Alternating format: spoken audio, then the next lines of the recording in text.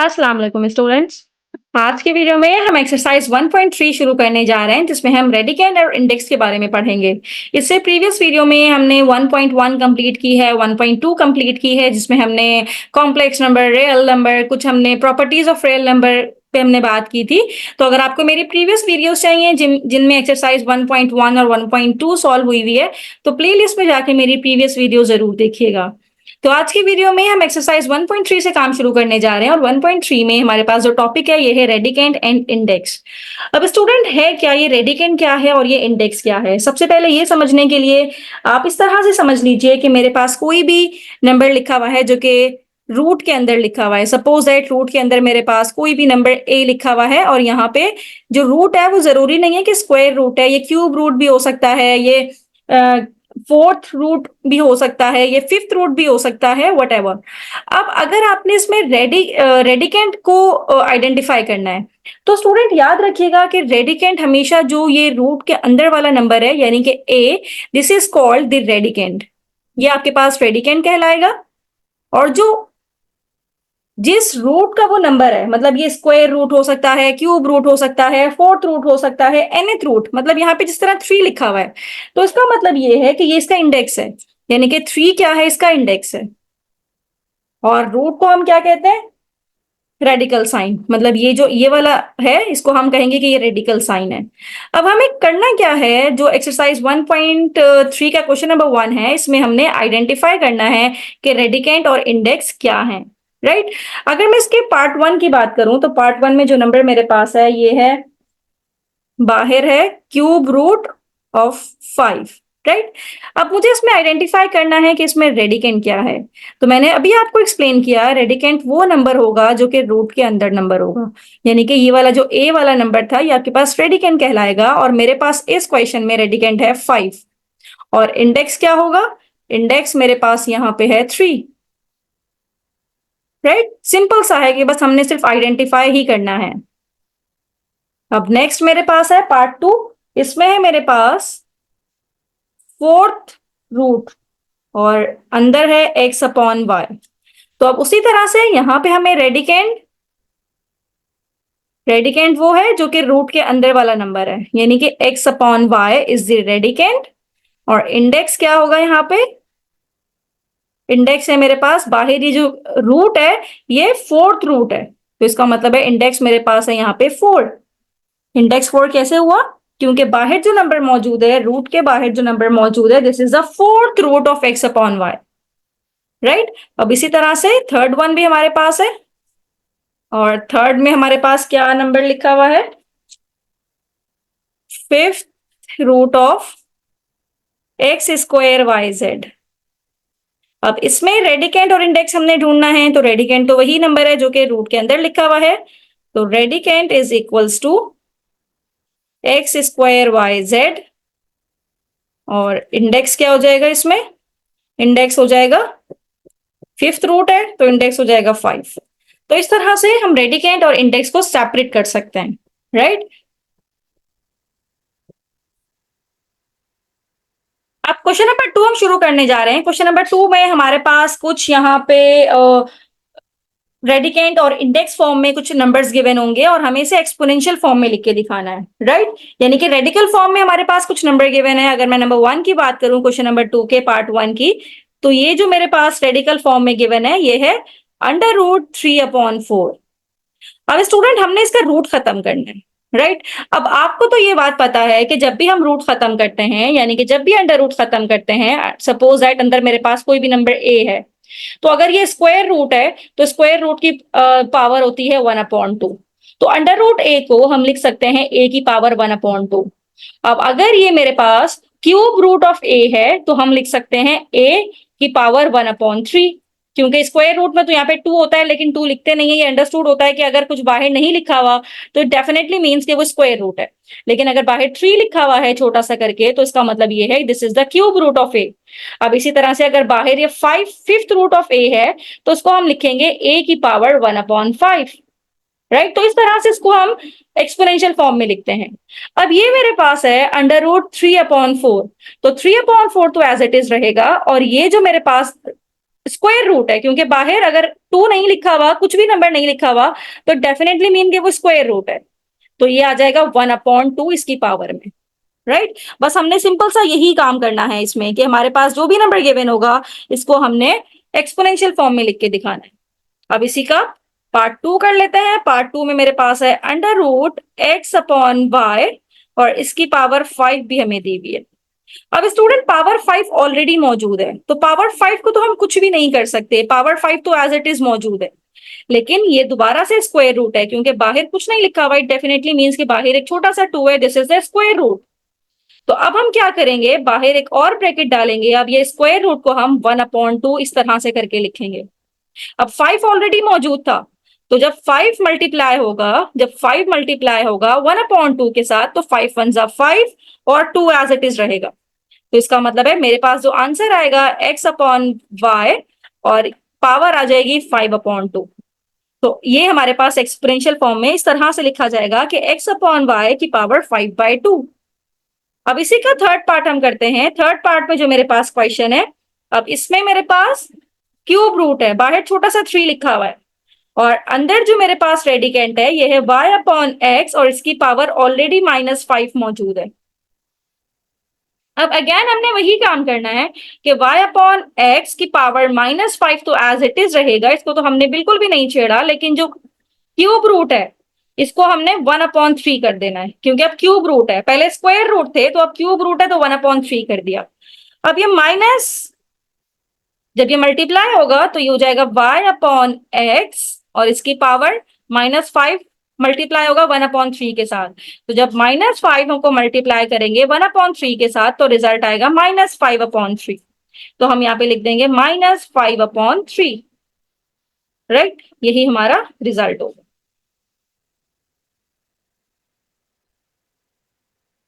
यहाँ पे स्टूडेंट अगर पावर -5/3 है, पावर को अगर आपने पॉजिटिव में लेके आना है, तो आप क्या करेंगे, अपने ये जो फ्रैक्शन लिखी हुई है इसका आप रेसिप्रोकल कर दें। y/x मतलब मैं सपोज आपको बताऊं कि अगर कोई भी नंबर a है, a की पावर है -5, आप चाहते हैं कि ये पावर पॉजिटिव हो जाए, तो आप इस a का रेसिप्रोकल ले लेंगे। a का रेसिप्रोकल होगा 1/a। रेसिप्रोकल का मतलब है कि a/1 लिखा हुआ था, अब न्यूमिनेटर को आप डिनोमिनेटर में शिफ्ट कर दें, डिनोमिनेटर को न्यूमिनेटर में शिफ्ट कर दें, तो ये जाएगा 1/a।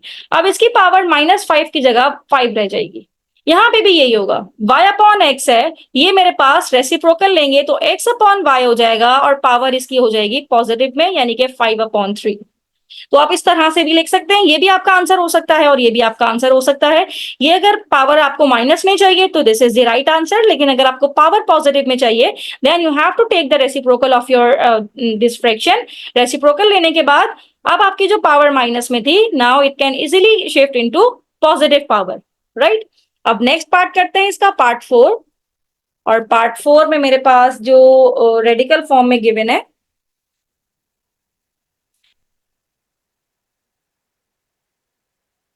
ये है रूट, क्यूब रूट, और अंदर है yz की पावर 7।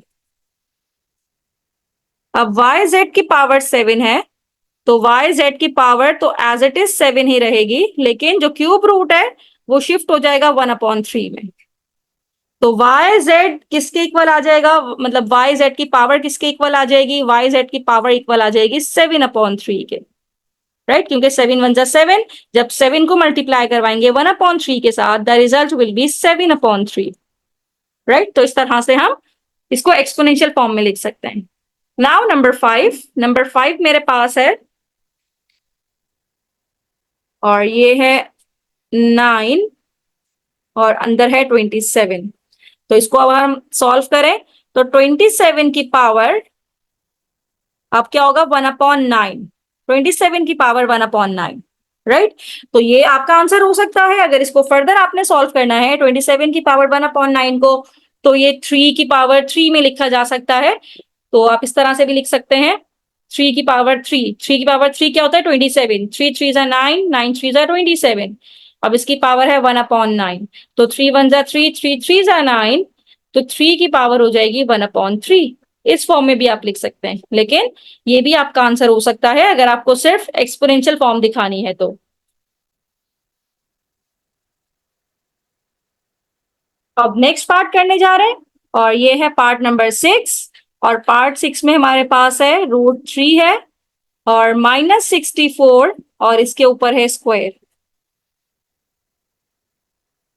अब स्टूडेंट यहाँ पे आपको एक चीज देखनी है कि आपके पास है -64 के ऊपर स्क्वायर, तो -64, तो ये हो जाएगा मेरे पास -64 के ऊपर है स्क्वायर और बाहर पावर है 1/3, क्योंकि क्यूब रूट है ना, तो क्यूब रूट है तो हमने इसको इस तरह से करके लिख दिया। तो ये आ जाएगा -64 और इसकी पावर हो जाएगी 2/3। This is your result. हमने एक्सपोनेंशियल फॉर्म में इसको लिख दिया। Now number 7। नंबर 7 हमारे पास है जिसमें क्यूब रूट ही है और 1/2 की पावर है m। तो स्टूडेंट उसी तरह से 1/2 की पावर m तो एज इट इज रहेगा और क्यूब रूट की जगह पे आ जाएगा 1 की पावर 3। अब इसको मल्टीप्लाई कर देंगे तो 1/2 m1 जा m/3 हो जाएगा ये, राइट। तो this is your result. Now next part is part 8। ये है 5th रूट ऑफ xy की पावर है क्यूब 3। तो इसको सॉल्व करना है तो xy की पावर 3 तो एज इट इज रहेगा और √5 है, मतलब के 5th root of xy cube है, तो इसकी जगह पे आ जाएगा 1/5। तो ये इक्वल हो जाएगा xy 3 1 जा 3/5, राइट। तो इस तरह से ये आ जाएगा xy की power 3/5। Now number 9, last part number 9। इसमें क्यूब रूट भी लिखा हुआ है और फिर अंदर रूट भी है और ये है 4/3। अब इसको कैसे सॉल्व करना है स्टूडेंट, पहले हम जो बाहर वाला रूट है वो सॉल्व कर लेते हैं। रूट 4/3 एज इट इज है, बाहर क्या है क्यूब रूट 1/3, इस तरह से आ जाएगा।